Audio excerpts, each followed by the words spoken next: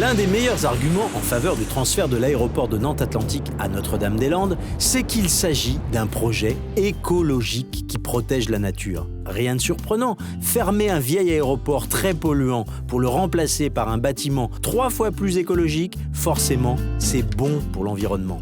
L'aéroport du Grand Ouest sera le premier aéroport en France construit selon les normes de haute qualité environnementale. En termes de bilan énergétique et de bilan carbone, ça veut dire 3 fois moins de pollution qu'avec l'aéroport actuel.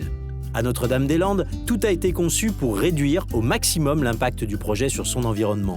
Le nouvel aéroport sera construit avec 2 pistes. L'avantage, c'est que les avions passeront beaucoup moins de temps à attendre pour décoller ou pour atterrir. Ça évitera de brûler inutilement des milliers de litres de kérosène comme actuellement à Nantes-Atlantique.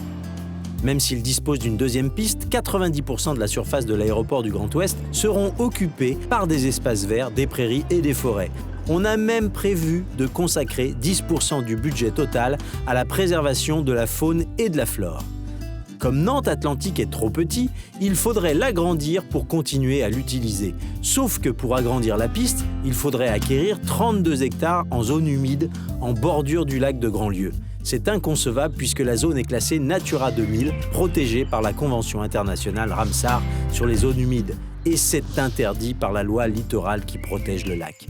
En revanche, le nouvel aéroport du Grand Ouest ne fait peser aucune menace sur des zones Natura 2000. Au contraire, le projet va permettre de sanctuariser 17 000 hectares d'espace agricole entre l'aéroport et l'agglomération nantaise. Dans ce périmètre, grand comme 3 fois la ville de Nantes, les paysages seront protégés par la loi.